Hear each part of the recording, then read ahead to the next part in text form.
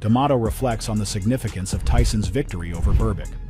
He speaks not only about Tyson's physical capabilities, but about his mental strength. D'Amato always believed that a champion was defined not by their ability to throw punches, but by their ability to withstand adversity and rise to the occasion when it mattered most. D'Amato saw Tyson as the embodiment of this philosophy, a fighter who, despite his troubled past, had the heart and determination to be great. Tyson's quick rise to prominence had a profound impact on the boxing world. Fans and critics alike were in awe of his skill and ferocity.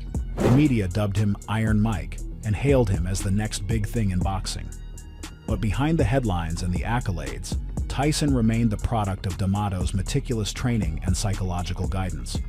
Every punch Tyson threw, every victory he claimed, was a reflection of D'Amato's influence. As Tyson's career progressed, it became clear that he was more than just a champion. He was a symbol of what could be achieved through hard work, discipline, and belief in oneself. D'Amato's death in 1985, shortly after Tyson's championship victory, left a void that Tyson would struggle to fill. Yet in those early years, D'Amato had laid the groundwork for Tyson's success, both in the ring and in life. The turning point in Tyson's career wasn't just his victory over Berbick. It was the realization that he had the ability to become the best, an ability that D'Amato had instilled in him long before the world took notice. But it wasn't just his boxing ability that kept the world in awe. It was far more than that. The philosophy of fear, Cus D'Amato's greatest lesson. Of all the wisdom that Cus D'Amato imparted to Mike Tyson, none was more important than his philosophy of fear. D'Amato believed that fear was the most misunderstood force in a fighter's life. Most boxers were taught to suppress it, to act as if it didn't exist. But D'Amato had a different view. Fear wasn't the enemy. It was the key to greatness. Fear is like fire, D'Amato often told Tyson. It can cook your food, or it can burn your house down. If you control it, it can make you invincible. If you let it control you, it will destroy you. D'Amato had seen fear paralyze young fighters before. Many talented prospects crumbled when the pressure became too much. The roar of the crowd, the weight of expectations, the looming threat of pain and humiliation, it could overwhelm a boxer and drain them before they even stepped into the ring. But D'Amato recognized something different in Tyson. Tyson wasn't fearless. In fact, he was terrified.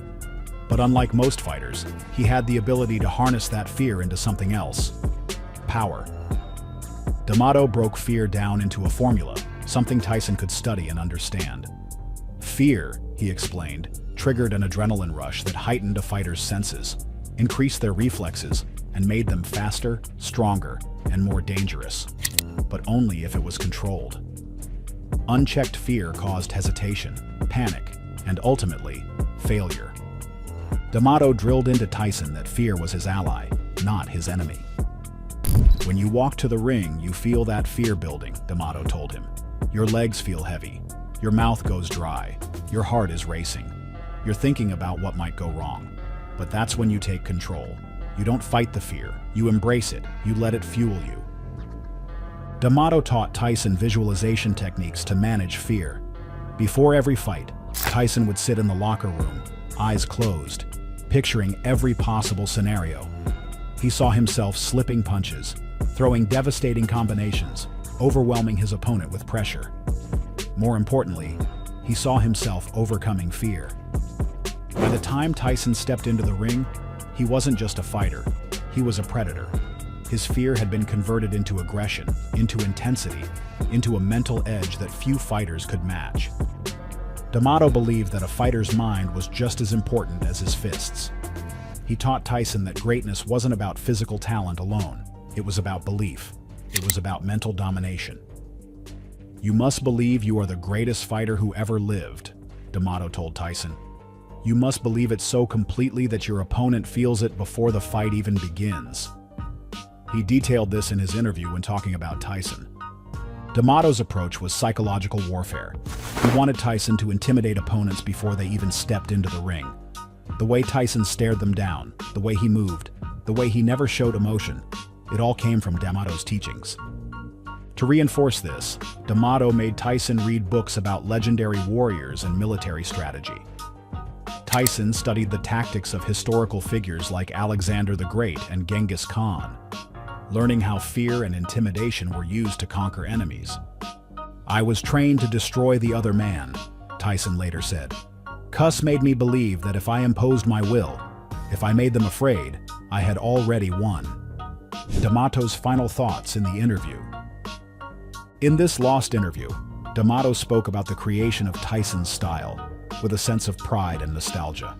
He knew he had built something special, something that would change the sport forever. "I always knew Mike had it in him," D'Amato said. "He was made for this style.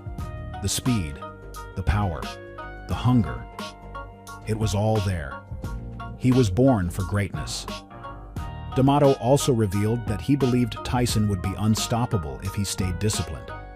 But he also knew that without guidance, Tyson's aggression could become his downfall. "He's got all the tools," D'Amato said, "but the real fight isn't in the ring, it's in life.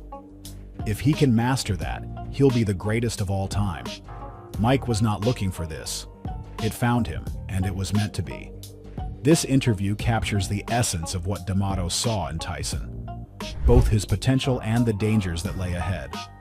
It was a warning, a prophecy, and a testament to the incredible bond between a trainer and his fighter.